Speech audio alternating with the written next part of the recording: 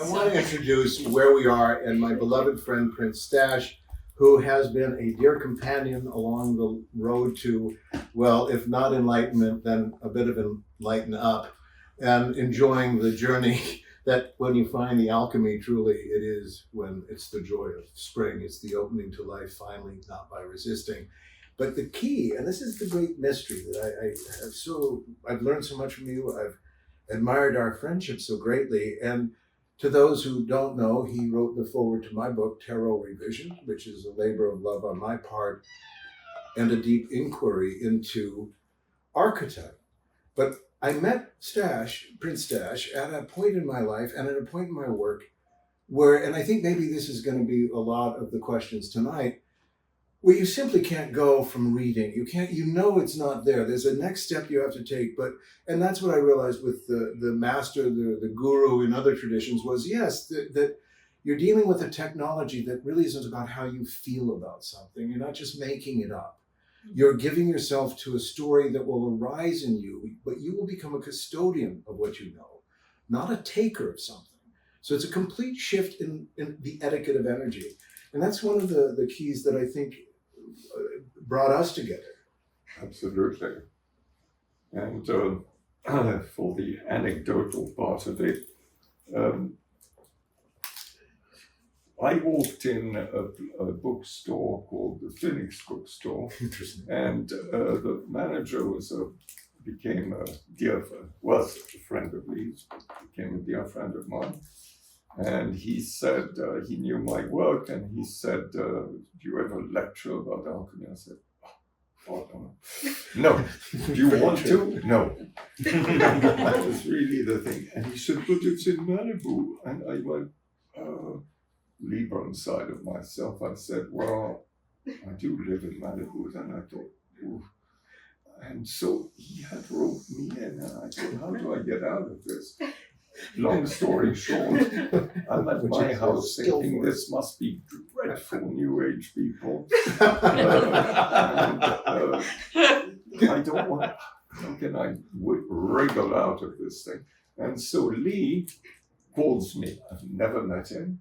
Never. The phone rings, I pick up, there's no cell phones. And so, hello. And suddenly, there was somebody I could talk to, basically. 1 hour later, many of my misgivings were gone, and I thought, oh, this is great. And so when I came here, there was also another mutual friend of ours who's no longer with us, the late William Daly, who had a wonderful rare bookshop where we used to congregate. And he was here. There were 70 people in this room, none of the floor, which came later. That's a whole different story. But those pictures that are now on the ceiling, which are called the universe as organism, were installed, and there was a marvelous group of people. It was more like a conversation between friends than anything else. And one received the energy from the art. And later on, I didn't know who had done this. I didn't know Leigh was a painter, what a marvelous painter as well.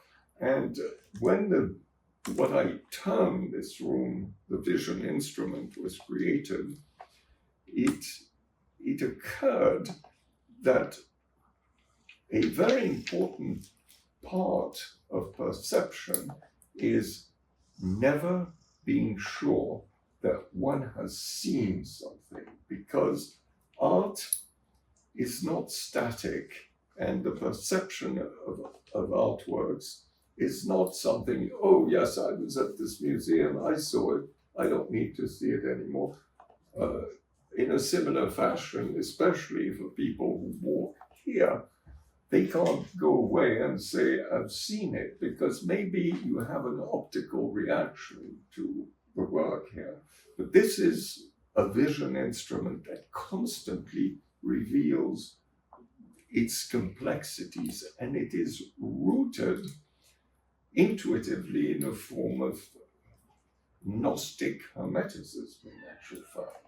And And when we got to know each other better, Leigh was working on, had Ed Steinbrecher had asked him to illustrate to do images of the tarot. For his book, The If I remember correctly, you thought, oh, how difficult can that be? That's a key. Hermes tricks you onto your path. I said, I kid you not, and he asked me about a tarot image, and I said, oh, Ed, why? I'll do that. How hard could that be? Go on. And so there were 17 years later. There were many years later these images, and I was walking down the stairs and I saw this, what I took to be an ancient hermetic engraving, and I said, oh, where'd you get that? Who did that? And he said, well, I did. And that's how, he was on the right track, and then I tormented him a great deal. I thank him in my foreword for this. I say he's the one friend who was willing to critique, cajole, and I didn't use the word terrorize, but it felt like that at times, because he would say things to the effect of, well, this is forever. It's once you're done, it's done. And I thought, oh yeah. And he would. I learned a lot because I realized that when I thought I was done, there was another year of work to actually refine. And he used the word puerile. Now puerile means really sort of aping, childlike, an incapacity of capacity. Puerility. Puerility. You would do it just like that. You go, puerility. Oh, and then I worked harder. I collected, there's an Instagram video of mine where I showed great success. In fact, the collection of ancient sort of mid-60s comic books, Marvel comic books, and I used to love Marvel comic books, Thor and all those sort of things, and I would say, are you sure this is like Stan the Man, meaning Stan Lee? And so anyway, Leigh took it very much amiss and worked and worked and worked. I have to put an example of that. A lot of this work has been just this. All these things were born out of this extraordinary symbiotic relationship that we developed in, and suddenly things came to be. They just. Well, I still remember you're looking at my temperance drawing. He goes, oh, that's the secret of the inner fire, the black fire. And I look at him, I think, the secret of and what that really got, as it's opened for me, was that the ability to perceive is not by one's self alone, but this saying, suddenly I said, oh, and in that oh, the image itself began to tell me a different story. It opened in a different way, and it began to reveal itself. And this becomes really the alchemical reading of alchemical emblems, and why you're not looking at something that represents something else. You're really looking at, you're creating a place to give resonance. A whole set of references, really. In imagery, in alchemy, it has a very ancient tradition, which partly stems in printed books from the discovery in 1419 of the Hieroglyphic of Apollo on the island of Andros. An agent called Cristoforo de Monti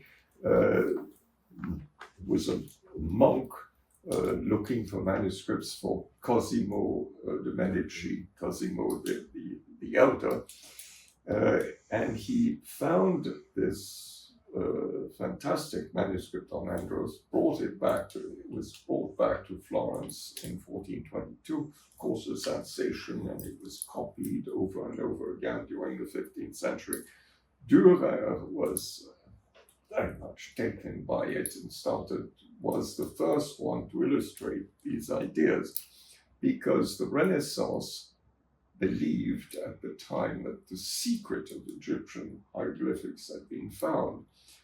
Luckily, it took another 400 years for Champollion, the Rosetta Stone, and then Egyptology took on a whole different work. But what is important is that the imagination of the artist was opened by this open-ended, rather poetical way that Rola describes these things. And hence, you see in alchemical literature titles like hieroglyphic figures, Nicolas Flamel, Emblemata Nova, which is the title of Michael Mayer's Atalanta Fugiens, which is a better known title, but that's its real title, Emblemata Nova.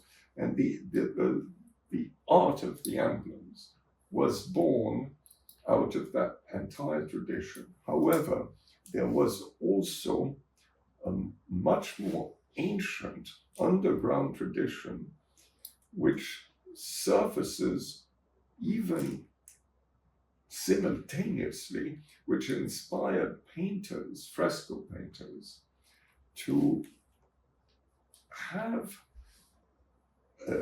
these mute but eloquent paintings that would reveal absolutely the concealed secrets.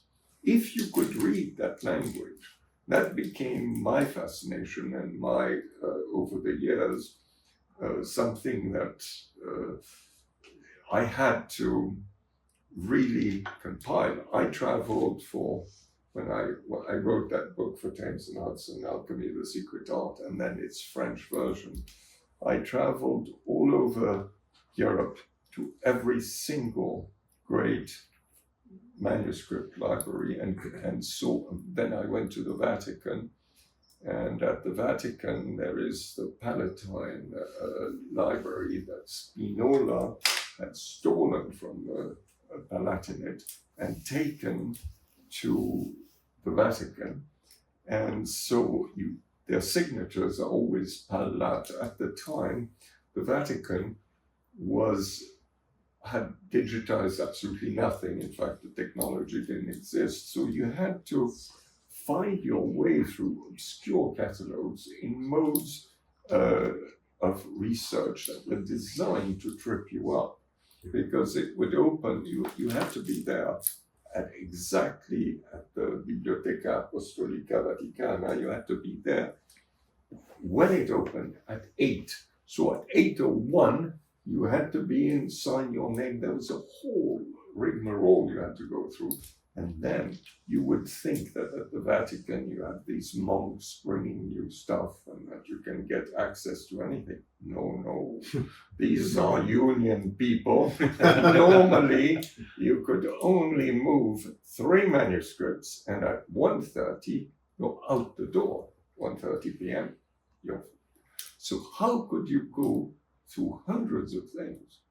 So I went and complained to the rector of the library, who was a magnificent man called Monseigneur Ruisca. He was a Belgian man, and the great thing was that he was a homosexual, you see. So he rather liked the look of me, and friendly persuasion. And he said, I talked to him in French. I said, how can I possibly, get this? He said, sweet, and I'm going to fix this immediately. So these very surly people showed up with enormous dollies full of these books. And I got to look at every single manuscript that was in the collection. And by studying the catalogs, I found things that had never been found before, that had, that illustrated mythological motives. And I think that's one of the things that a lot of individuals don't realize about your work, is it fundamentally opened and gave a greater insight into picture language. Because I remember reading about that when the veils fall away, alchemical imagery would be as simple to read as for a 6-year-old child, meaning it's not complicated. It's more how we misread and connect ideas. And that's one of the things that I think is so interesting, because you were able to ferret out, and in that, really with the scholarly and the historians to really argue that you are limiting the way you are addressing alchemy itself.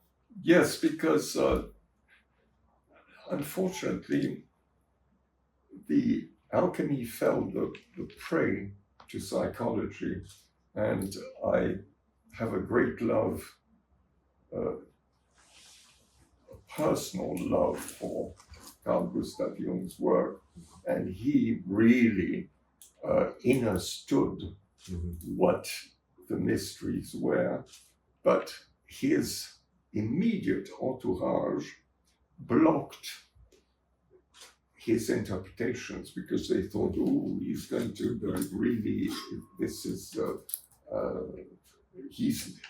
not serious, and he risks being tagged as a mystic, and he always had to rein, or he would be forcefully reined back, so that his memory, dreams, and reflection, what people do not realize is that it's heavily censored.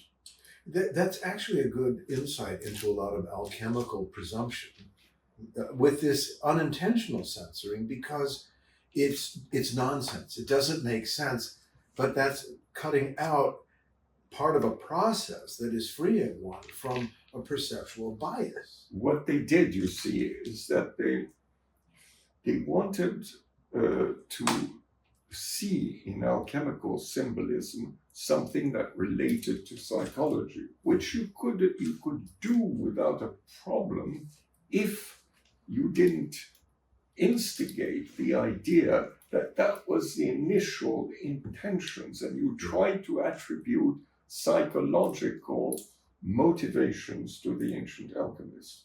That was a grave, grave mistake that was rejected by the traditional community. My own alchemical master was Eugène Cancelier, who was, of course, the only disciple of the famous Fulcanelli, the author of the Mystery of the Cathedrals and the Philosopher's Dwellings. And I ended up working with Cancelier on the re-edition of Deux Logis Alchimiques, 2 alchemical dwellings, which involved what is called erroneously in the public eye as the Porta Magica, the magical door. The magical door is what remains of a door that was walled, that was inserted in a wall and full of extraordinary carvings that are very, very profoundly meaningful. And the inscriptions are Sibylline, they're like Zen koans. And luckily, I was friends with the Massimo, the princely Massimo family, and they had documents and things, and we managed to find and send to Eugène Cancelier a number of very important documents that were included in this re-edition. And by the same token, I got a lot of help, and in a way was, yes, it's many secrets have to be imparted in person, because you need to, somebody has to give it to you, and you then find your way to other things. There are some keys which are not discoverable unless one does a tremendous amount of work. And you have to compare, you have to read again, and then compare where the best books agree, where they differ, and how they differ. This is the way, the only way to actually find your way into the interpretation of these texts. But it takes a solid base, which, alas, most people are not willing to actually.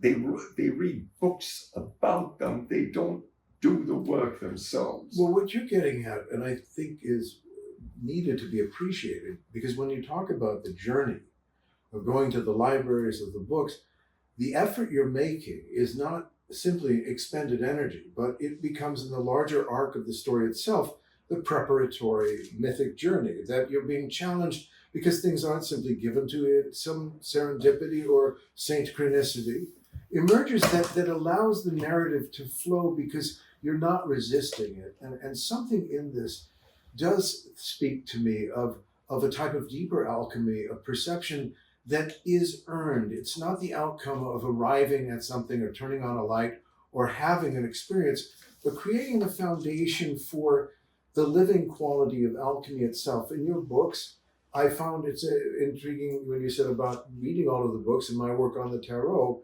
In my bibliography, I list what I said were 5 different directions that all of these works are quite wonderful, but they all disagree with each other. They all have, and I thought, oh, well, it's not one agreement, but rather a larger idea that is showing me, like artists do with different interpretations, a greater look at alchemy, a greater look at archetype. And to me, this is the art of it, where it's not the trying to stabilize, but that faceted sense of how does one thing reflect? And we talk about analogy and correspondence, the esoteric depth. That is exactly one of the main things, that there is analogy and correspondence are the only real traditional means of approaching such subjects. The alchemists considered that their work was a form of celestial gardening. Indeed, that's a very apt comparison, because you may know everything there is to know about it, but it's not like chemistry. It's not going to yield a given result because you have a general sense of what is to be done. That is, it's an art form. It's like, I always compare it to, you are a rose grower. You want to win the Chelsea flower show in England, which is a very famous show, and you want to win first prize. Well, good luck. You've got to read. The conditions have to be, you might know absolutely, as I repeat, everything, but there are conditions which cannot be escaped, even in a greenhouse. So in alchemy, one depends upon not only astrology, but actual physical conditions. Because what is one trying to do? One is trying to build a magnet, but the word magnet seems like an attractor. Think of a beautiful nymph, like Psyche, trying to attract her celestial lover. You have to build the body in such a way that this very pure form will attract and lend body to a very elusive cosmic spirit, which is very difficult. Imagine a transmission in the airwaves, but you don't have the right, if you don't have the right antenna and you don't have the right angles on your crystal sets. And when I was a child, we used to have crystal sets, and listen with earphones.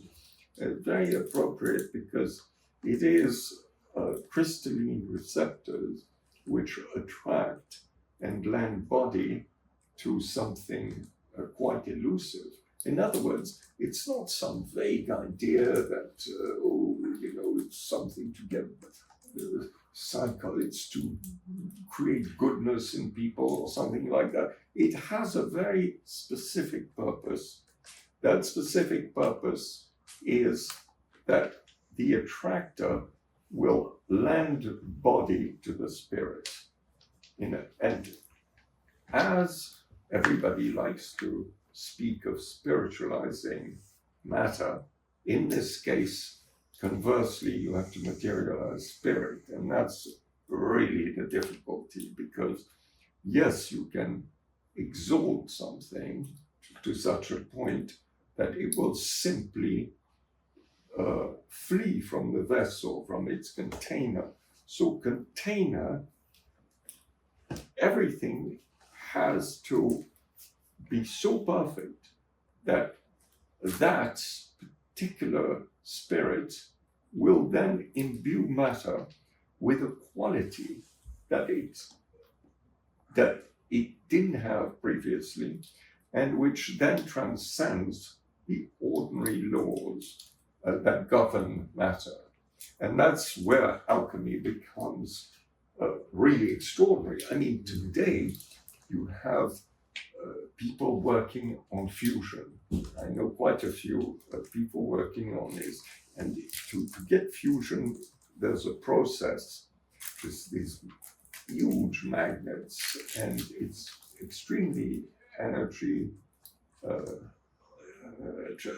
The challenges are tremendous to cause a reaction akin to what is happening on the sun. The alchemists, those who succeeded in realizing what we call the great work, the donum Dei, the gift of God, were able to achieve called low temperature fusion, which is the holy grail of physics. And it is all done in an extraordinary manner. I mean, one may know, again, the complete theory of it, but it's not at all a given that one can realize these things, because there are a number of elements which are stand in the way of this realization. There was what the ancients called meteors. Meteors were any kind of disruption in the weather patterns. Cloud, should be the ideal condition should be a cloudless sky at night on a given day. But if it's cloudy and stormy and all these different things, you're not going to get the results you're hoping for. And the window is very, very short. In other words, if you don't get it that particular season, you're never going to get it. And what did Klossowski tell you about the electromagnetic grid? Essentially, there had been a dramatic change. When radar was invented, yes, when radar was invented, and you can imagine with cell phones and all the wonderful technology we use today, there is a kind of electromagnetic smog, which is very, it can still be done, but you now are forced to go indoors. You're forced to have Faraday type cages. It's practical. Alchemy is very, very complicated, but the principles are there. And the great thing is that when one knows about these things, then everything translates into that language, including the work in the vision instrument. And one's very own perception is altered thereby, because a lot also depends on the operator. And I had the privilege, as you know, I told you about having lunch some years ago with Professor Higgs, the Higgs boson, who was working at the CERN, a God particle. And when we talked about these things, he said, yes, the instruments are too coarse in a way. And then the mood of the operator alters the perception of these things. So nothing is fixed. And that's one of the great errors of today, that people believe erroneously that their perceptive apparatus will yield there's a sort of consensus reality, but it is not necessarily, it's more like a mass hypnosis in a kind of matrix type of, matrix movies, same sort of thing, that there is this kind of closed idea of what reality is. So the first thing to do, and that's one of the things we wanted to talk about by broadening the language, how does one use the principles we just talked about, which, let me add one more key things about alchemy. Alchemy is not a technique of that you can explain in a chemical fashion. It is a modification of form through three similes. One is light, the other is fire, and the third one is spirit. They're all similes, they're all the same thing on different levels. So the modification of form is something that you, Leigh, know something about, because you have worked with the modification of form, and the vision instrument is the result of that extraordinary thing. So we have to use those principles. So this art takes us beyond the known. Well, Krishnamurti, if you recall, when I had the privilege many years ago of going into the mountains, the Swiss Alps, and Krishnamurti was giving a conference. One of the things that struck me as fascinating was that he never said, oh, I this or that. He would speak of himself and say the speaker. Now the speaker is fascinating because, yes, it speaks through one. And later on, this was in 1969, I went on a walk in this forest, this alpine forest. And for some reason, well, it was synchronicity, he was coming the other way, and we met. And we looked at each other for a long time in each other's eyes. And he said a sentence which initially delighted me, but it was actually a correction. It was very interesting. He said,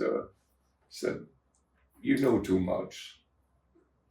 Stop, now you start. So I was rather, ego boost.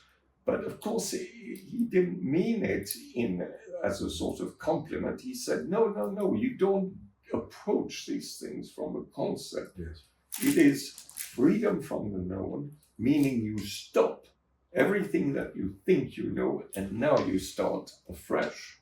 And that is the way that I've always advocated coming here and never thinking, well, I've seen what he's done, it looks like this or like that, but constantly rediscovering and seeing new patterns, new things, complete revelations that come from this freedom from the known in one's visual approach.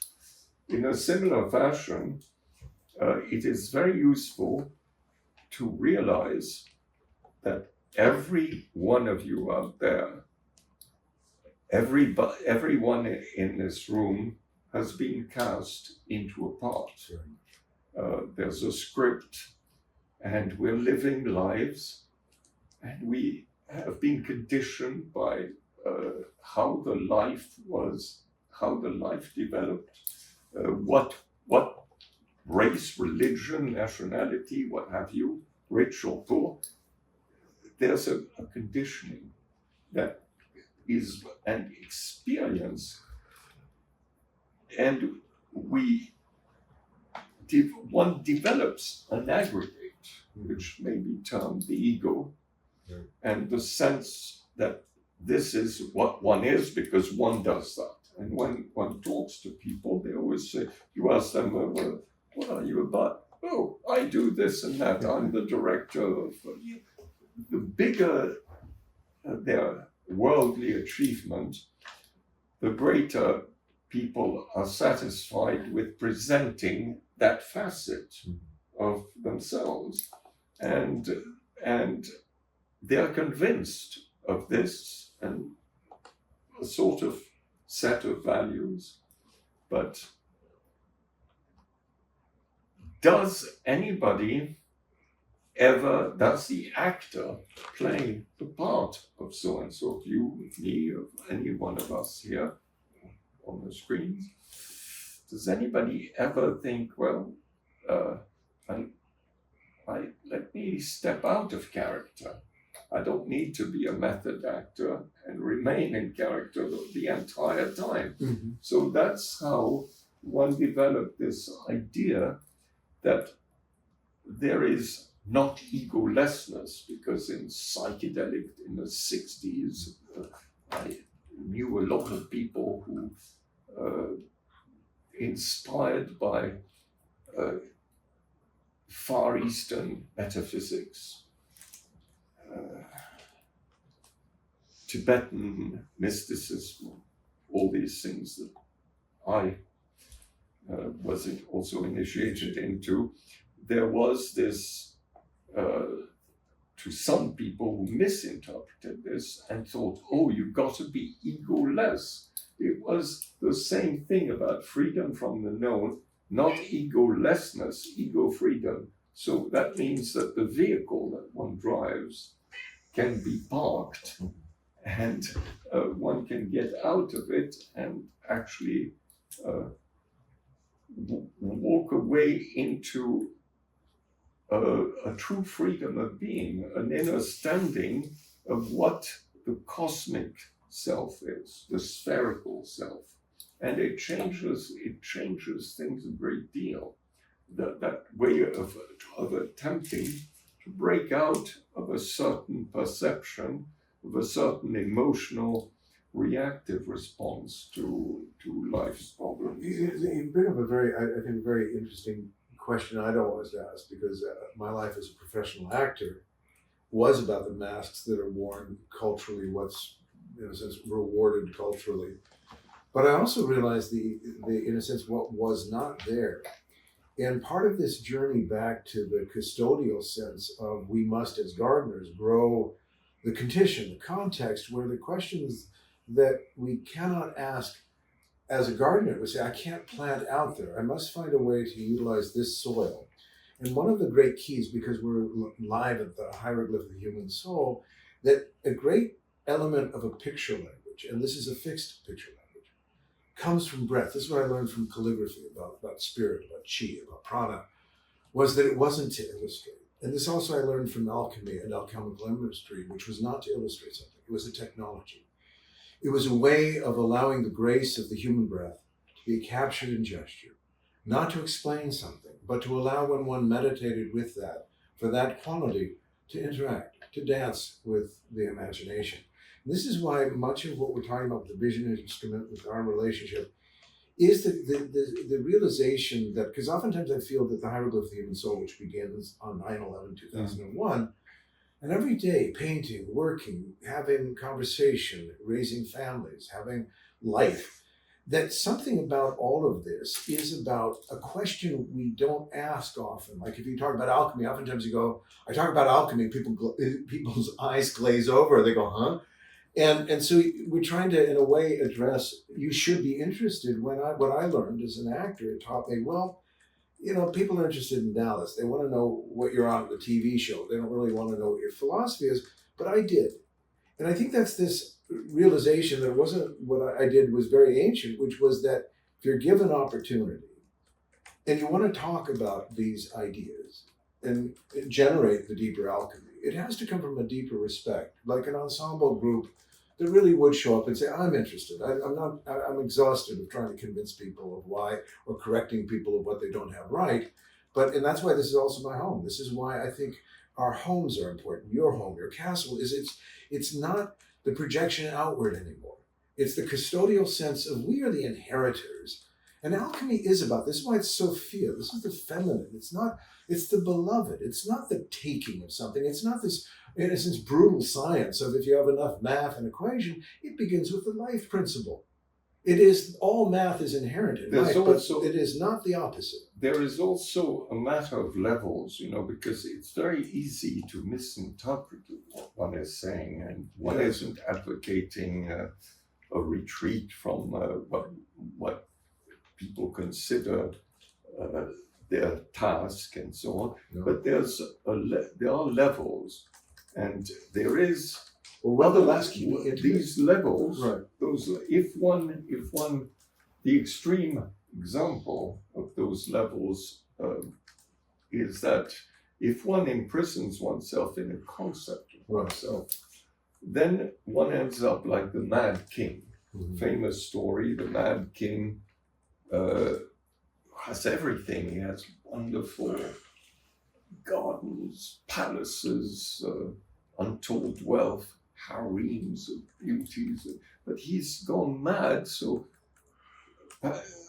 somehow he mistakenly thinks that a bundle of filthy rags are his most precious possession, and he fears those worthless rags being stolen from him, so he goes, instead of enjoying this extraordinary destiny that he has, he locks himself in a filthy little cell, and every time somebody one of his ministers, one of his family tries to come and attempts to coax him out of this dreadful predicament, he's really victim of his own device, he refuses. He said, no, you're trying to trick me to steal my stuff.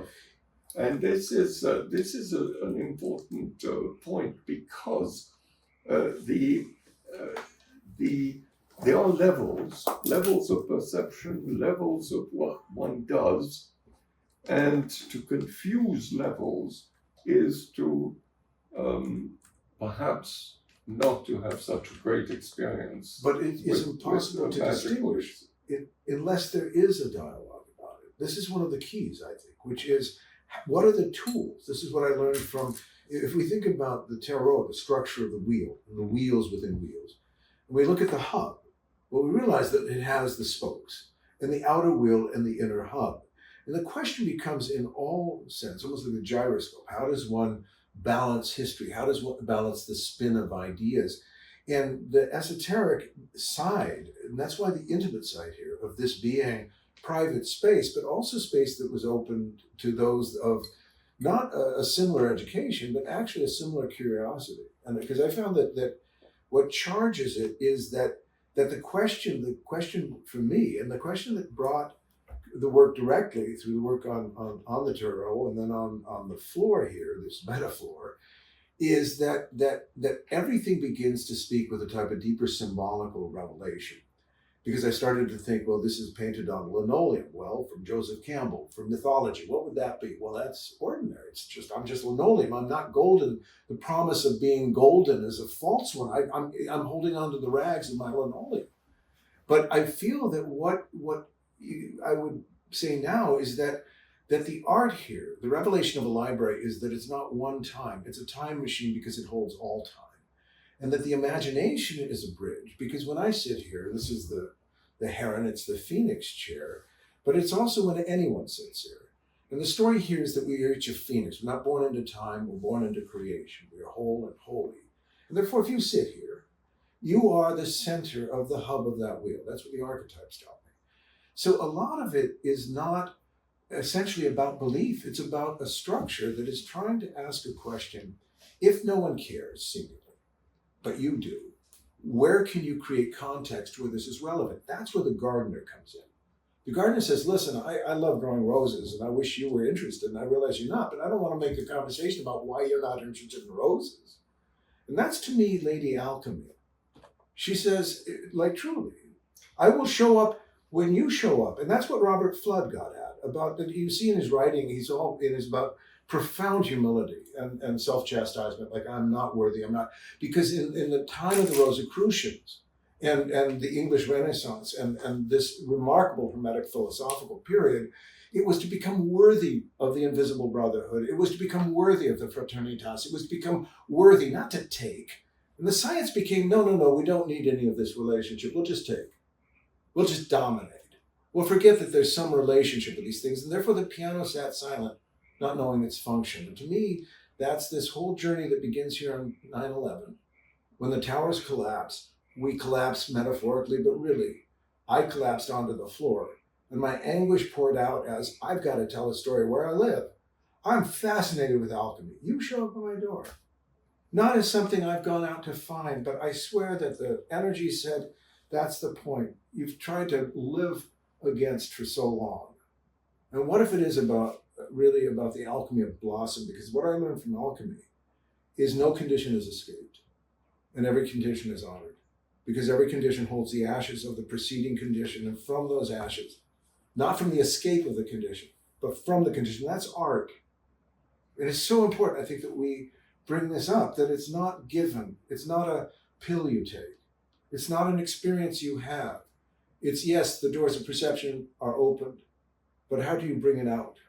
How do you share it? Because the alchemy of perception is when it falls away that the story is your story, it's not my story. Or it's your story, it's not my story. But as actors, you say, no. I love your character. This is all about Prince Stash. I love that I have a Prince Stash in my life. And a Sue Wong. I just do. I just feel that there's a Carla McCloskey and my friends here. Because I feel like that's the ship.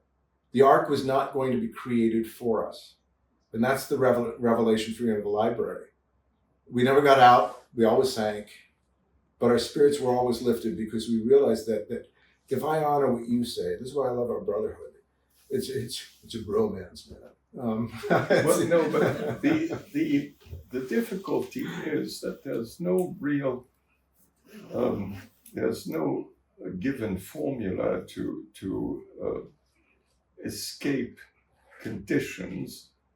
It is not through understanding, it's through a profound inner standing that one perceives things quite differently, and then there's the mysteries. There's a hidden dimension to things. For instance, Kenneth Grant, who was Aleister Crowley's secretary, had his body of work is very interesting, and he came up with the Sephirotic tree and the correspondences with the arcana of the tarot. And what he points out is that it's not a flat diagram. What a lot of people ignore is in trying to be the good guys and to always talk, they reject all that is dark, ignoring an entire side of things, because the sphere has a dark side, and there are dark paths to all these things. Indeed, in alchemy, death and dissolution are as important as any kind of life. If you cannot dissolve, you cannot open any keys. And the keys, in the box, the magic box, yeah. This particular key right here is a very important one, and that's the key that opens to dissolution, the part that is solve and coagula, because this movement of the heart is a constriction and a release. So it's this constant aspect of things, which is a movement, and it includes what people would term very easily the dark. If everything was in the light all the time, you wouldn't be able to have photography with emulsions, because the emulsions, the salts, will not, will be, you're exposing film, and you're not dealing. So what I'm trying to say is that there are those so-called dark aspects, which are on the cover of this book. Medusa, Perseus was given a whole set of magical tools when he went to conquer the Gorgon. The gods gave him, according to mythology, all these different tools. And he ended up being able to put the Gorgons to sleep and to cut the head of Medusa, the principal Gorgon. And the head, just another marvelous thing, would turn to stone, everything, but it is the esoteric version of that myth is that the conquest of the Gorgon, of Medusa, is the conquest of the highest feminine wisdom. That's a very interesting aspect, because it is assumed by so many that there's a false myth about patriarchy. They say, oh, patriarchy has exiled the great goddess. It never happened that way. It's because there seems to be, the moon is not visible. It doesn't mean that she no longer exists, and her presence, the goddess's presence, permeates everything. And as such, she is everything that one cherishes, which wouldn't exist. All human manifestation is through the feminine, and all greatness, in a sense, is the great mother, is nature, is night, the various aspects. The Egyptians knew that sort of thing very, very well, although overtly. It becomes, when you see in what manifested here, because it's not an illustration of something, but the living waters reveal Sophia, and the emergence of matter, mater, mother, meaning the knowledge of our atoms. If you think about a quantum field, we think about agreement. What we're even realizing in science is that we affect the experiment, that how we imagine to a great degree determines what we realize. And we've gone through mind-bending reality shifting, where all assumptions are bending and shifting. But if that's not looked at as the end of something, but rather a revealing, then it does bring us back to a question now of context. Because the mother would be home, meaning that your home, your story is different, but that as the mother, I love all of my stories. I love all the books. This is the DNA speaking. And this is what helps us, because when we think of Sophia, she's at the center of the wheel of the, what's the name of it? The mirror of the, which? The fold out in the Hermetic Museum. In the Hermetic Museum, yes, there's the age. No. It's there are various. There's a folding plate. Yeah. With the entire. She is tied to the hand, to everything, to the divine hand, and to everything that goes through her. And she doesn't have, she's the one that is not named, but she is nature as well. And nature in the true sense of the word. And Well, this there's in Michael Mayer's work in Atalanta Fugians, there is a particular plate, I think I marked it down, which is the 42nd emblem out of 50. Yeah. And can you show that? this is Thank you. in particular where the alchemist follows with glasses, a cane, and a lantern. Those are, you have to read, you have to have experience, and you have to have perception. And those discernment is very useful to follow the tracks of nature and to really achieve one's purpose, because art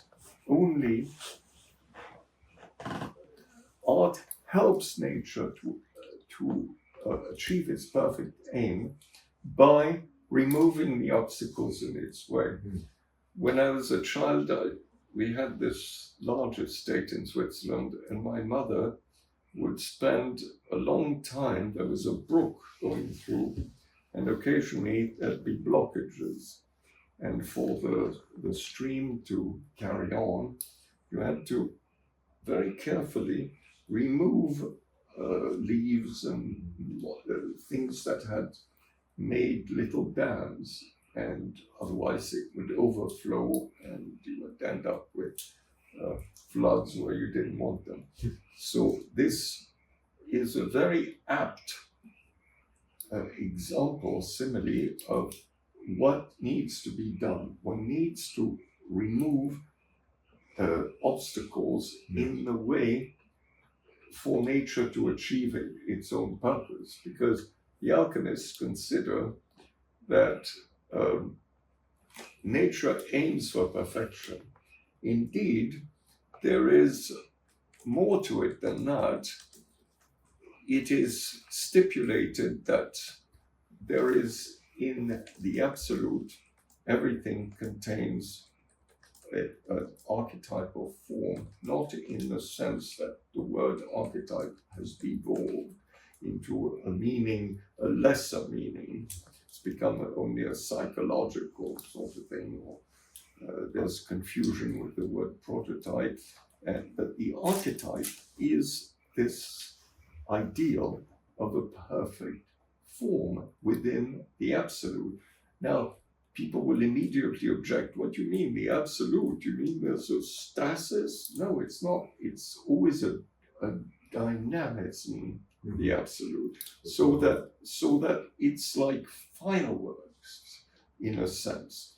And these misgivings that a lot of people have in interpretation stem from the fact that, for instance, within scripture, I recall Gustav Meyrink having one of his characters exclaiming, "What do you mean, in the beginning was the word? In the name of what has Bereshit, the word Bereshit, been translated as in the beginning? It is in the splendor." And the splendor shows you that there is nothing ever like a beginning, because everything is like a great breath. So the aeons are just like in alchemy, or just like the heart. The aeons contract and expand. It's like the breath of Brahma. And the best thing in HBB's Secret Doctrine, talking about Elena Petrovna Blavatsky, she has this book of John, which describes very well, in a very poetical way, this movement of of Actually, how the worlds are created and how they dissolve. And this sort of eradicates some of this scientific thing. But there's also what triggered my tarot work, is that I was stuck. And it really brought me to a realization that because there's so much one studies and looks at, that there's a lot of intimidation, like, oh, I don't know what, and something in the stanzas of the Book of John, which it's called, eternity had slumbered slumbered to seven eternities. It was such a wonderful poetic breakthrough in terms of how ideas were expressing themselves, that it actually had a fundamental shift in how I perceived what tarot was. I was trying to contain what I thought I knew, which was nothing. And it suddenly fell apart, and it allowed me, and this is what the discovery, we realized that whether it's acting and discovering a character through rehearsal, whether it's life, that the gardening element, the perennial philosophy element, is that we are always cultivating. It's not a given, and that every condition requires adaptation.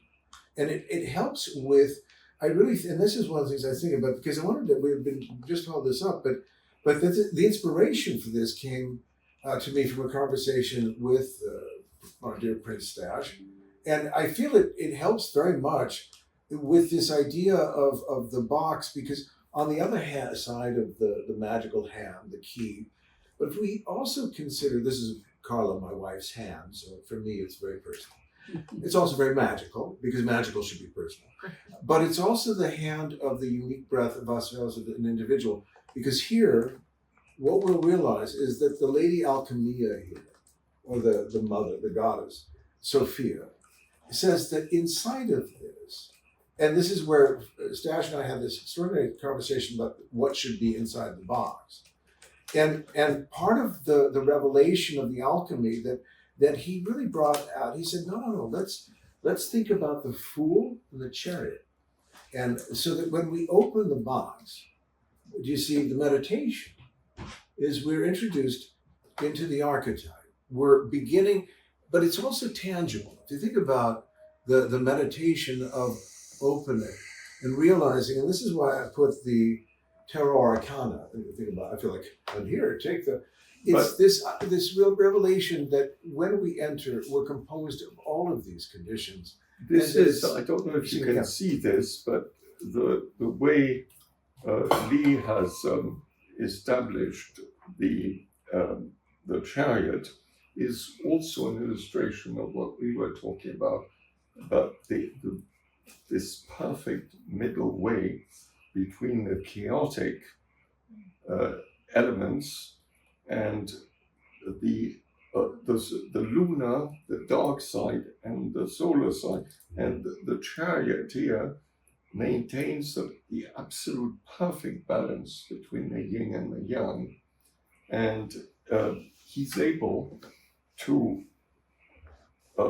conduct the chariot with contending opposite forces, Thanatos, Eros and Thanatos, which would take the whole thing to destruction, were it not for this perfect stance, perfect equilibrium, which is achieved by the charioteer.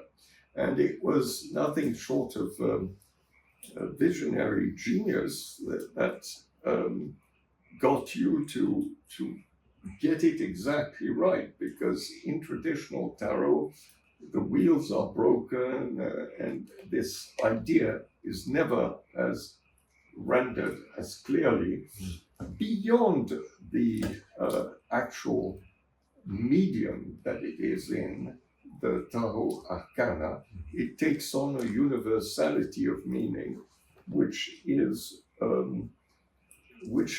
I feel, vital, just as the Fool, rather than somebody who is going to oblivion. The Fool is actually the wise man by this inversion paradox. And Erasmus, in Praise of Folly, is very much to be recommended, because it masquerades as sarcasm, but it is profound philosophy, how folly can be, in actual fact, wisdom. And that is a very interesting factor. Wisdom. It's very intriguing that the world archetype that there is wisdom and folly, and part of the revelation of and it was working on Mothership Revelations in Pink, and she said it's not enlightenment, it's enlighten up, breathe, balance, equipoise, buoyancy, and so much of this really does come back to a different agreement with perception itself, which is allowing things to speak, to have a voice, but not to prove something, but to allow something. And that's one of the things I found so revelatory for me, was that I wanted to move beyond the debate over, let's say, what alchemy was or what it wasn't. And I had a remarkable dream about alchemy, because I was reading about Chinese alchemy, Arabic alchemy, Christian alchemy. And I wanted to know, well, what, and the dream was that I was shown a shrub with things, this is about, in other words, all of these different alchemy and traditions were hung on the same shrub. And then I became the shrub, and I became the blood or the veins of that. And I realized, oh, like the brain, it's not which alchemy, but actually everything feeds this greater tree of wisdom that is alchemical. And that's, I feel, what is happening with the archetypes here, with our conversation, with the tarot, not as an illustration of something occult or unfamiliar. Or a divination. Or it's a sacred technology. Yes. Right.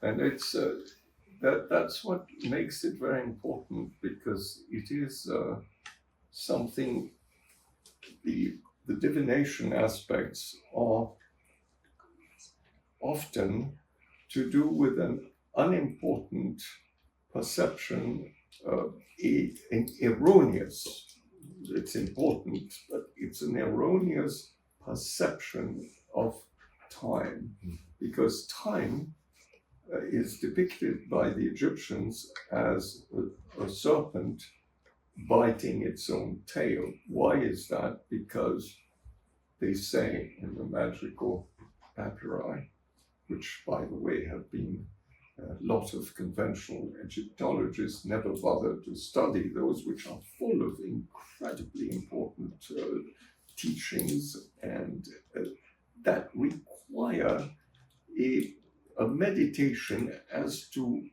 their full development. Isn't that the problem? You got at it. They don't know how to read it.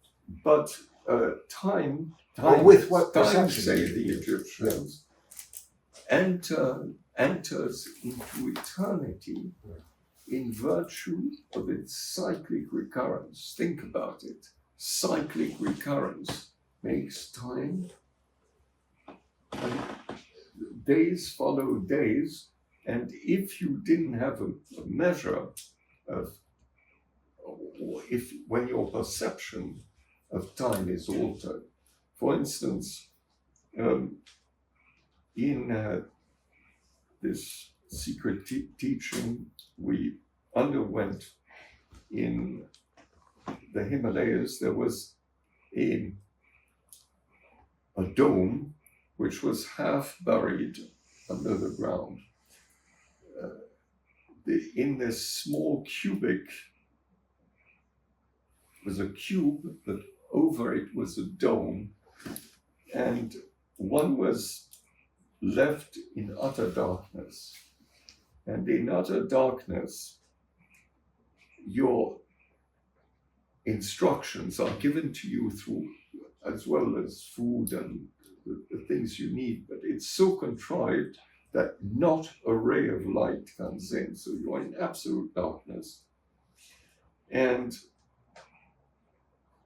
pretty soon, the notion of time, but I think you've had similar experiences with I had a flotation tank here for 25 years. My dad called it my sarcophagus, but I think that's why all the water turned up in the work. But there is something about, if we think about moving past, beyond, like think of that as the pupil of the eye. Do you know that awareness of that what allows one to move beyond a type of reflective perception and into a type of expansiveness? And that gets back to breath, this breathing, and we think of mystery. And your initiatory experiences have always fascinated because you started talking about how you had to be able to perceive color, to build up an image, to deconstruct an image. Yes. And I thought how that... The odd thing was that you sit in darkness until the instrument is sharpened to the point that it seems, I mean, there is no possible distinction. Suddenly there is this very, very deep sky, very deep, deep blue sky light that is coming from there's no source to the light, and it permeates everything. And one wasn't able to see one's own body yet. Actually, you can see that hand in front of your face because it's utterly dark. But now you can see every detail of everything, and the confines of the chamber and everything, in this blue light. And there's no electricity there. There's no possible contraption that can produce this effect. And these primary colors are an initiation with a sound, with what is called surasham, which is a sound that emanates from no sound, from beyond, from silence itself. And the perceptions are completely shifted. And when one is able to visualize these different colors in a given order, then slowly there's a whole visualization process that builds up. And it would take us way too long to explain, but it does provide one with a completely different ability to perceive form. But I think the proactive element, the nature of perception as being proactive rather than passive, begins to hint at what, much of painting is not to see something visually, but to draw it forth. And in the process of drawing forth, it materializes into that which becomes fixed. I find this way of working that again, because of where we've gone through with science and beginning with objective reality, we began to move into optics, and we live in a very optical world where we're inundated with imagery and media and distraction. And a lot of our work, I feel, has always been, because it was intriguing that in the drawing that I created for the Fool archetype, we see the Fool around the midsection, that the Fool is in the middle of the wheel. And I started to realize that the Fool, the center of the wheel, the eye, is that around which all things are turning. And that the question became a lot in terms of the technology, this sense of like, I thought about a labyrinth. I thought, well, wait a minute, a labyrinth doesn't explain anything. It invites us to experience a different way of perceiving. And if we allow ourselves, and this was the meditation, this is why I'm interested in how you work with alchemy, because when we have deep conversations, it has been exhaustive. You're like Sherlock Holmes, no stone left unturned. But that's what allows it to be worthy of the tradition, meaning it's not the entitlement to it. And I've always felt that I'm so impressed when the individual isn't trying to take something or utilize something to define what they think, but they really have shown up, whether it's music, whether it's art, whether it's alchemy, whether it's the story of being human, is that, and I feel that maybe that's what the expression of what the library here is getting at very deeply, which is that the genius of who we are now is that the deeper alchemy of these ashes, always rising, always going back to ashes, was that we would fall back. It's been predicted into a time where we would have to come back to, well, what story then are we attending? Well, if you're in the library, what are you attending? All the books are there. Again, that's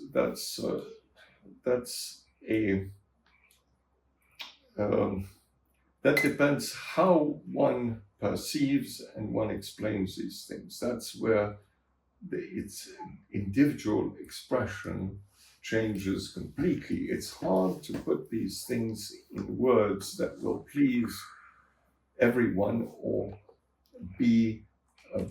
elucidate things. It's hard to elucidate concepts which are profoundly esoteric. In other words, they belong to the inner circle of things, and they need a certain context.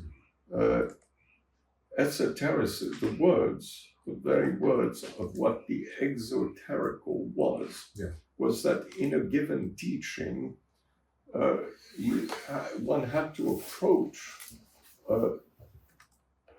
a certain number of notions that were on the outside. Then when one had gained entry to the inner circle, one was given certain instructions that, if you will, imparted power to certain things.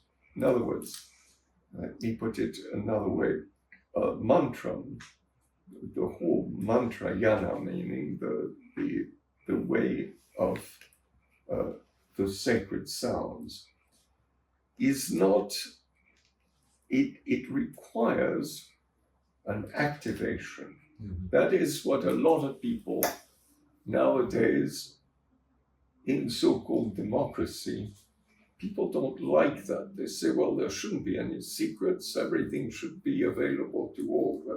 Well, when that happens, there's a contraction, and those things are simply withdrawn, and they appear not to exist any longer. That's what it's something that has to be borne in mind, that there is a limitation to what may be imparted in words. It has to be, entry has to be gained through an inner form of work. And it's nothing to do with elitism or anything like that. It's just that the presence of the divine has to be activated, or rather than activated. See, words are so tricky that you use the wrong word, you give the wrong idea. There's a realization to these things. This realization is an activation. So something that a magical formula will only work under the proper circumstances, and there's an etiquette of energy to it. That we return to that. And if one is playing with the wrong things and without knowing what one is doing, then you remember Mickey Mouse in Fantasia. In the beginning of Fantasia, it's the apprentice sorcerer, and one starts something that one cannot. These things are fundamentally important to realize, that one doesn't mess around with things.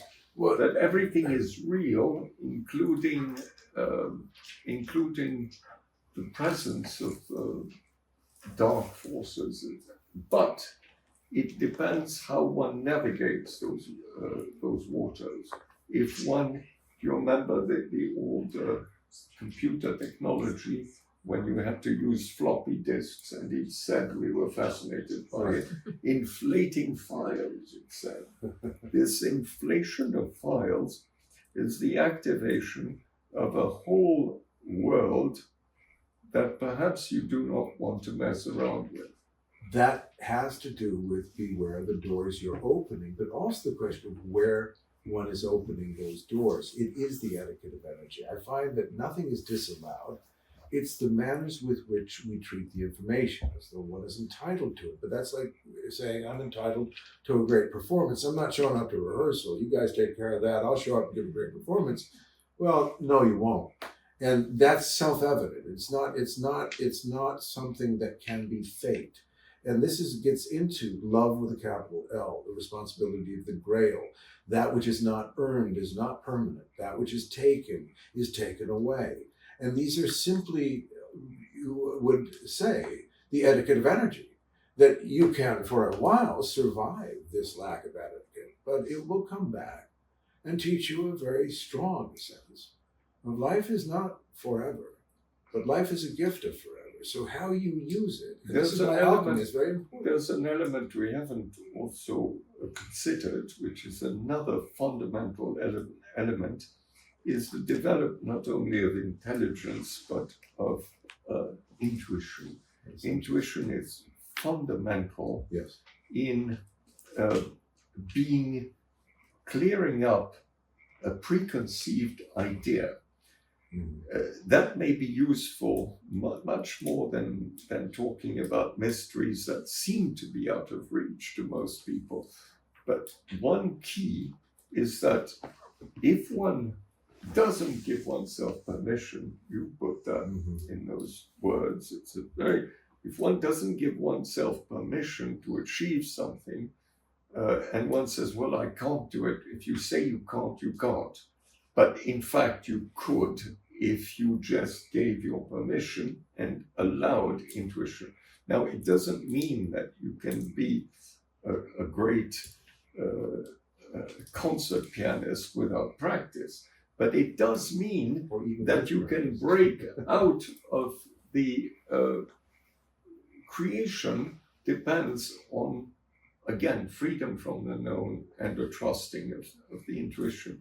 As you know, I went into something called intuitive music because when music is intuitive, one has left behind everything one knows about it.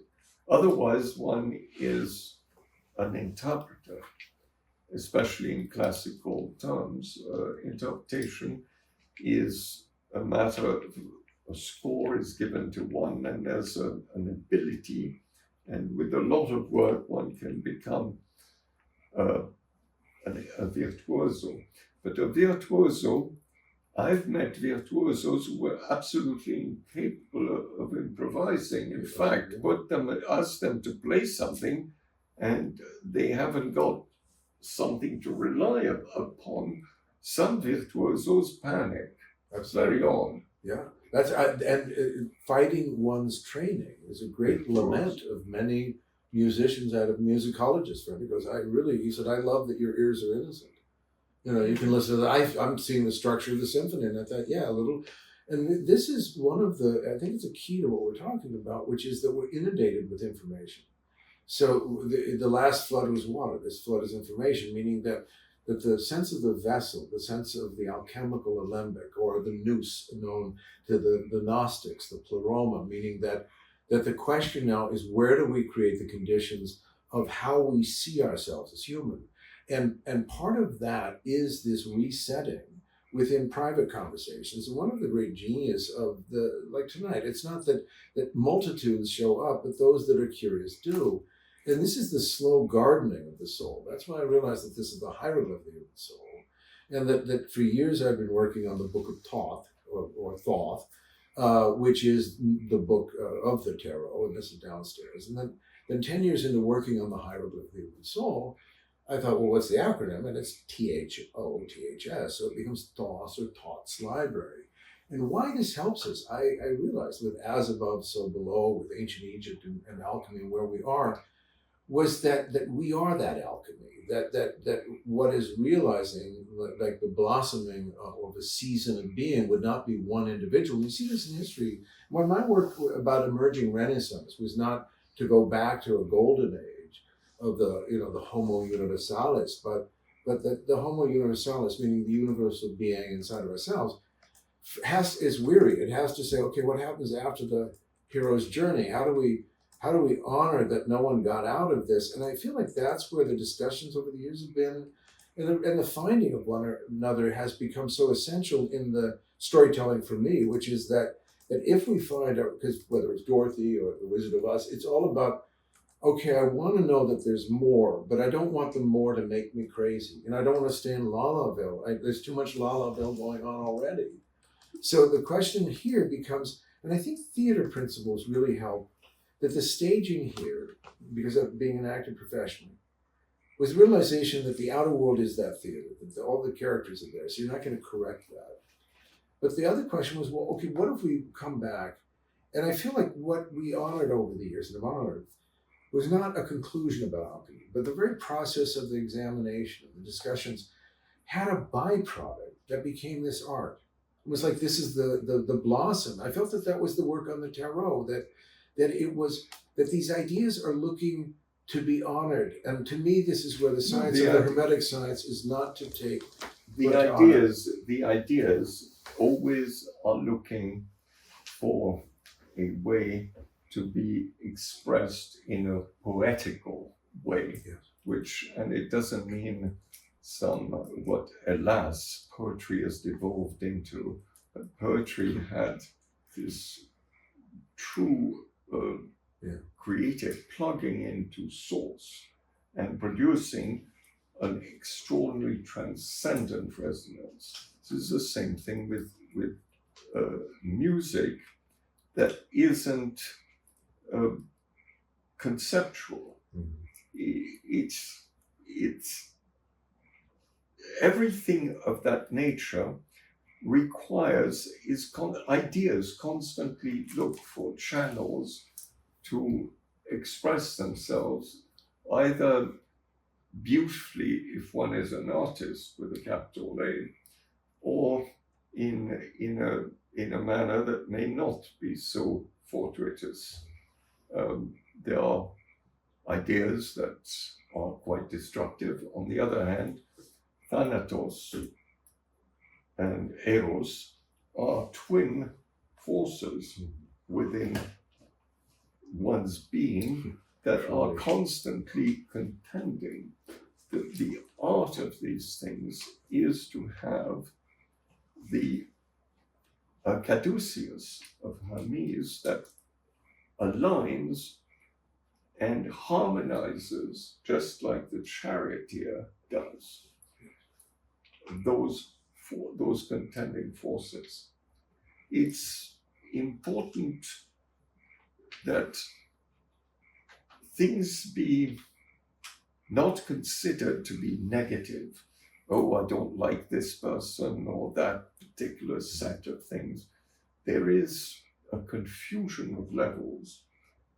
Mm-hmm. If and when one starts to select events that occur on the tapestry of illusion, which is the samsaric world, as it's called in Indian philosophy. A very beautiful idea is the sages, how Maya, illusion, arose. This very beautiful dancer appeared and disturbed the meditation of these rishis, who were taken by the elegance of her and her beauty, and with every step that she took, myriads of worlds were born with their enchanting ways, and the confusion that leads to these ideas like the Tower of Babel, of Babel, this idea that a tower could be built to reach the gods and to reach heaven, but ended up in confusion. The confusion that ensues is often a crystallization of a false perception of some really negative aspect of that one believes these things to be real. And one holds on to it and gets anguished by them. This is a great, great error in that magical perception of so-called reality. Because if one can eliminate the idea that some things are meant to be directed against one. They are only this lower, a martial arts teacher of mine used to say, is spirit lower than the ground, he used to say, about that kind of thing. When one wants to do things which, it's not that they're evil, they're just, you get the wrong end of the stick, as it were. The wrong end of the stick can often boomerang back and hit you over the head. And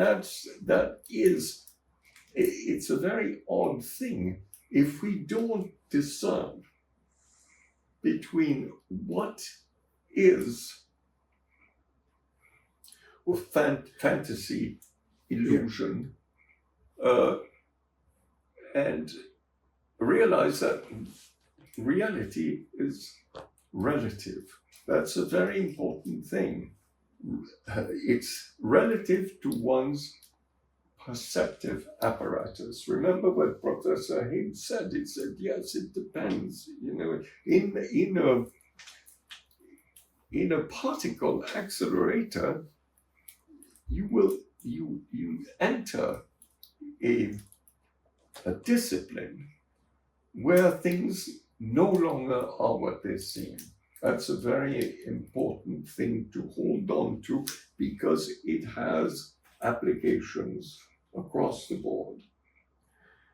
What if we're realizing that we're living at a time, whether it's the CERN, whether it is that it is all going on essentially simultaneously. All worlds are like the worlds coming from the dancing feet of the muse. That realization that the imagination has always been the key. Fantasy has always been the resistance to the imagination. And I keep thinking of Carl Jung, who really, that relationship to what he called the spirit of the depths and the spirit of the age, and how they've always been countercurrent. And we've talked about, because when you talk about the divine feminine, there's so much in courtly love, there's so many different revelations that aren't in the flow of the spirit of the age, but really are in the spirit of the depths. And this is where the alchemical vision rises. And here it rises into vision that doesn't exclude, but brings it full circle, whether it's tarot, whether it's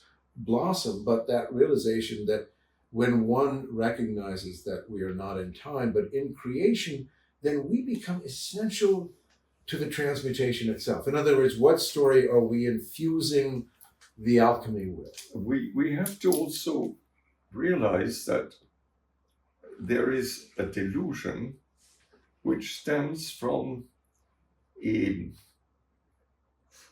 surface appearance. And if one sees reflections on a pond, for instance, and because the light shines at a certain angle and one is unable to perceive the depths at all, you could be induced to have a completely false perception as to what one is looking at. The word superstition is appropriate because there was a certain wisdom of things, a certain knowledge of things in the true sense of the word. And because one forgot how to look, how to perceive, then superstitia literally means that which is left behind. So one is left with something, with an error in perception. And that you get to all those stories that we've talked about so many times about the Plato's cave, or the elephant in the room, different people are touching, and everybody has a different idea of what it is that they're feeling. And that's this consensus fosters an unreality and a generally faulty perception of that which is, because being stands from non-being and returns to non-being. Can it be? What I have found in my life is that it was the lack of philosophia, meaning the love of wisdom, and a type of core realization that one learns in acting, one learns in theater, which is that no one can play your character, and you're not playing another person's character. You're not there to correct it, but to really, through a process, embody it. And this is the deeper science or the art of something, which is that the process itself is the mentoring spirit. It's not an abstract, but that our resistance. And this helps us, I really do believe, to begin to see that when you say about confusing levels, I always, because of this home, because it's revealed itself, I haven't imposed it, but there are 3 levels. So the downstairs is, as I say, like the piano, or a structure that holds the music, which is the imagination, because what frees us, and you're talking about freedom, ego freedom, is that I, as an actor of consciousness, when I go to the mirror, I see Leigh, I know me, I know not you, which is a gift. I've not lost that way. And I know when I'm home, it's a 24-hour-a-day responsibility. There's no escape. And I feel that that's what the ancestors in all of this are getting at, that the alchemy was not a condition that was to be escaped any more than Job could in a sense go, I'm done with the testing, God, enough of this, will you still love me stuff. But if we think of that as the human condition, or Sisyphus pushing, we never have gotten out of the condition. And the alchemy, rather than the religion, the promise of something that says, whether it's science, oh, I've got that which will get you out of the condition, or I promise you you'll have something after this condition, the revelation that no, one is the condition, one is the technology, then we begin to recognize what I think we've really drawn forth here in this conversation, which is resonance, meaning context allows information. It allows, because the way it is couched reveals the deeper secret that in every age is the weariness of no one cares, whether it's William Blake, whether it's Vincent van Gogh. And we know that in our heart. It's funny that you always go back to that, because, well, because I would feel, I feel that indeed one of the things, the great errors of ordinary human perception is the misconceptions that lie around the word love. What does one mean by love when it is all too often a transactional sort of thing, attraction and devotion to the idea of somebody? Lawrence Durrell had a wonderful definition, which I always prized. He used to say, to be in love is to be passionately at war for the qualities in one another. And that is often because the key to love, which after all is a fundamental mystery to this restoration of the divine within the self, it depends on one key element, which is it has to be unconditional. One cannot love and then declare that one doesn't anymore, because that doesn't exist. One cannot be in love and then dislike or hate the person that one loved once upon a time. In other words, the misconceptions, the Greeks were quite good at discerning different states and attributing different names to them. In India, they used to say, which was very amusing, love is not something you can make, not something you can fall into. No, it goes, love is not something you can fall into, nor is it something you can make, nor is it something you can make a mess of. And this mess of was very key, that if one used those words, one was talking about something else. One was talking about infatuation, whatever you will. And it's very, very interesting to consider that, because the profound philosophy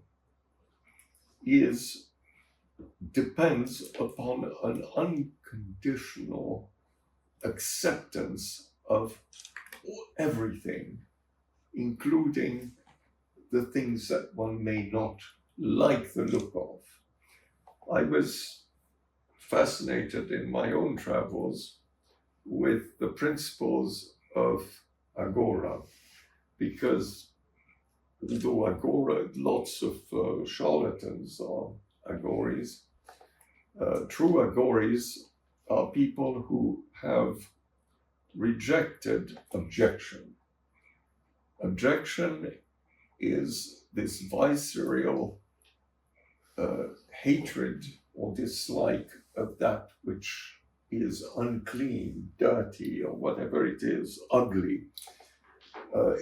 Ultimately, nothing is that. Nothing can be reduced to being any of those negative conditions. And that's when unconditional love takes over. That is an absolute ideal point to truly transcend. And that is the gift of the Philosopher's Stone, if you will.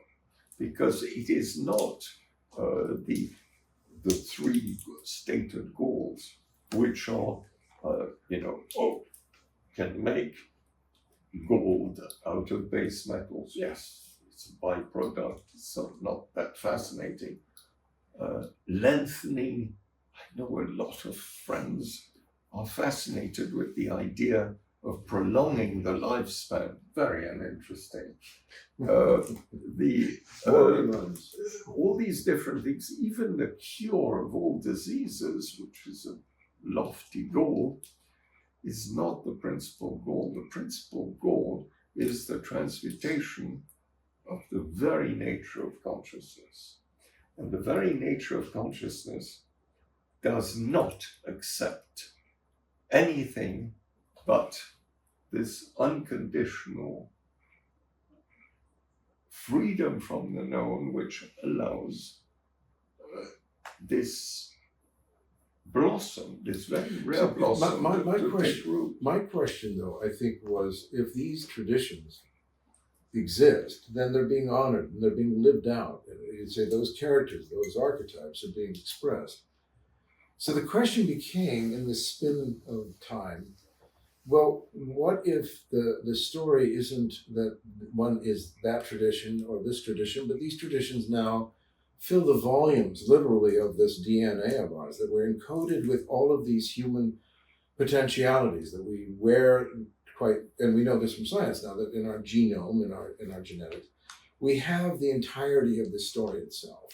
This helps one recognize that what is going on now is not a continuation of these extremes, but the recognition of them in the pursuit of gnosis or of transcendence or of knowing, because then wisdom isn't seen as something out there that needs to be attained, but as the books in the library, it's been honored. So the story isn't about which is the direction now, and this is what the wheel taught me of the tarot, that as I stood in the center of the wheel, and I looked around, I said, oh, I'm focusing with these two eyes in a direction, I'm growing through time, I'm getting older. But then I started to see, well, wait a minute. These ancient traditions like Akashic knowing, universal wisdom was very grand, and we built extraordinary temples and beautiful, in a sense, visions.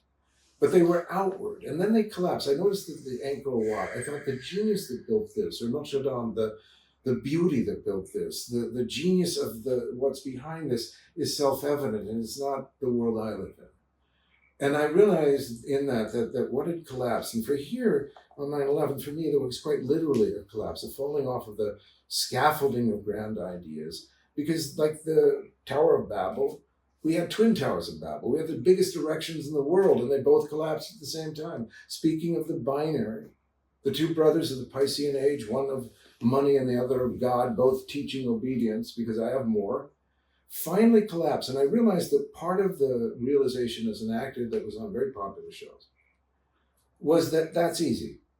And if you're fortunate, it'll pay off. That's a nice garden. It allowed me to live here. But my soul wasn't nurtured by that. My soul needed a different food. It needed to realize that I had to be the resource. I felt this is what I learned as a performer. It's my performance. If I suck, it's my fault. It's nobody's fault. I can't blame it on God. I can't blame it on my neighbor. I can't say your politics are bad. It's me.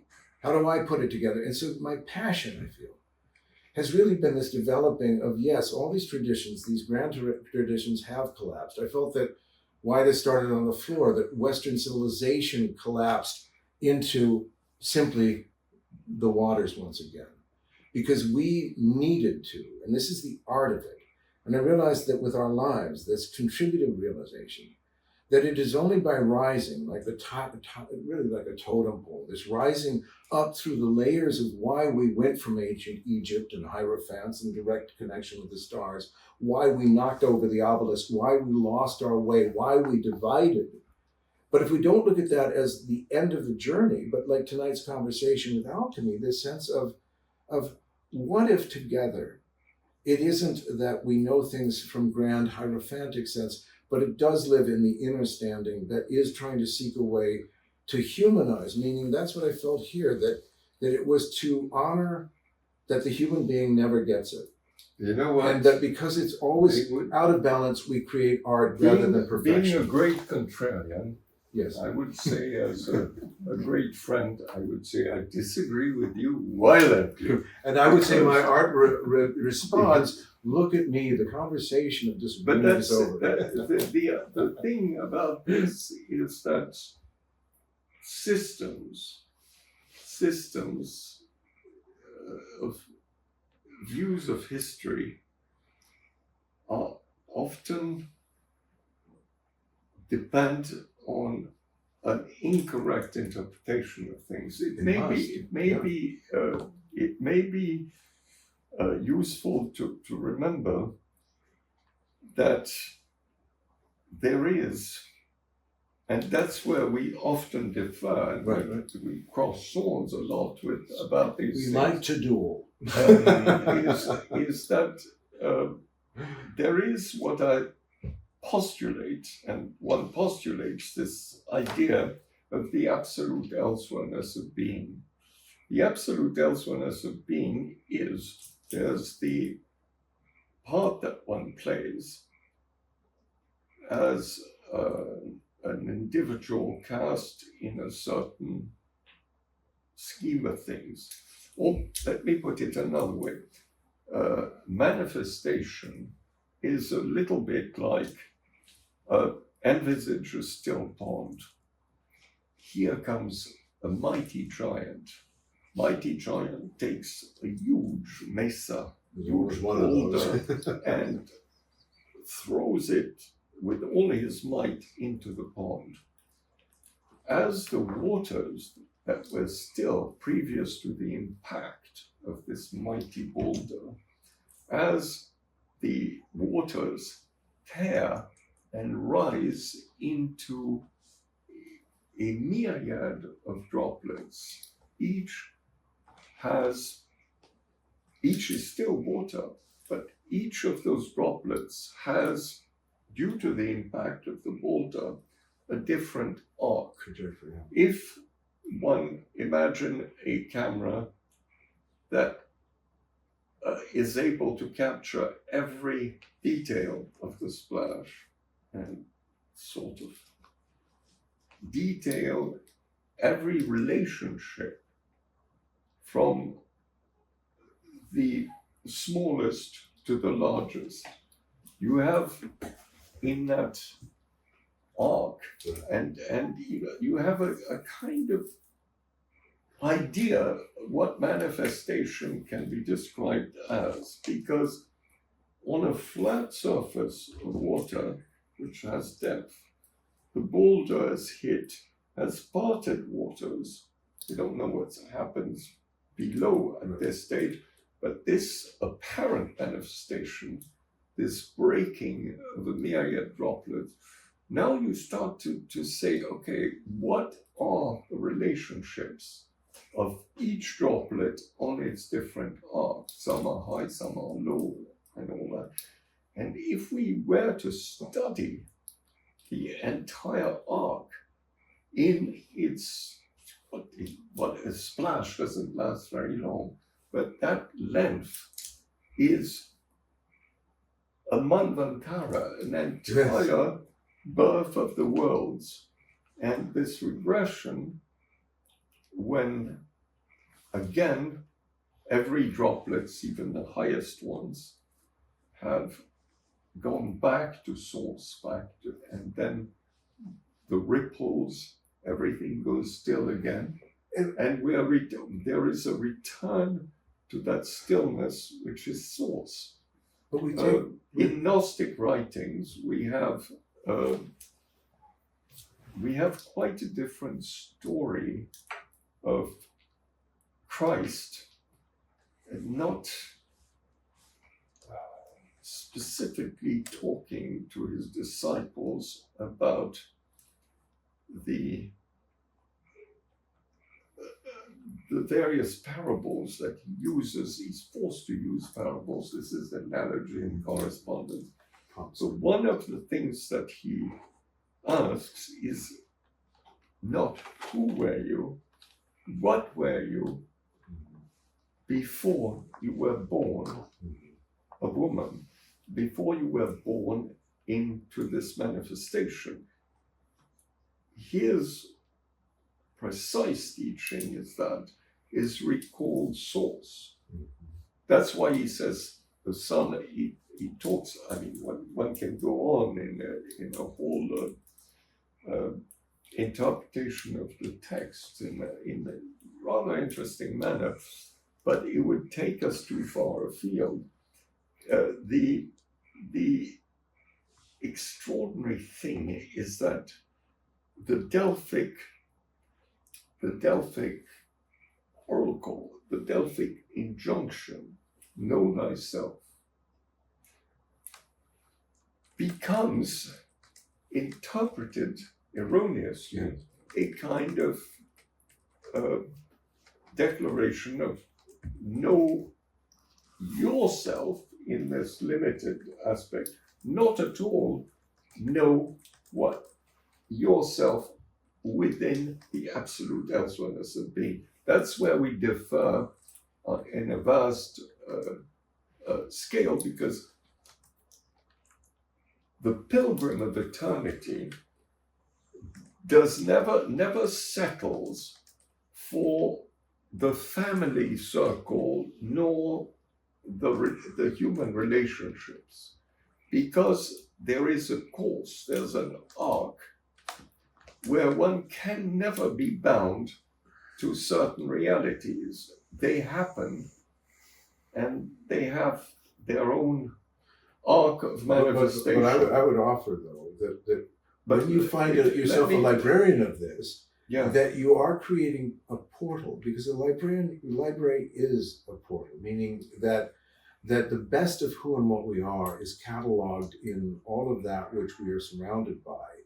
And the imagination becomes that which connects us to that, not by displacing us, but by returning us back to the realization, but it's going not, to that we must see, do we're the not work. talking, It's not done for us. The semantics are slightly different.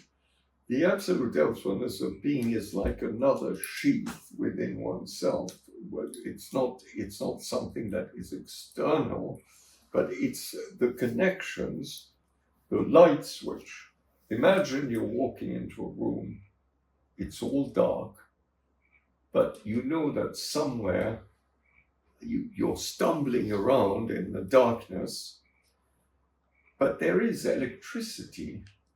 And if you could only find the switch, the concealed light switch, then everything would be apparent, at least you could find your way around without bumping into the furniture. Well, yeah. That's when the spherical acquisition, which depends upon this absolute elsewhereness of being, is acquired.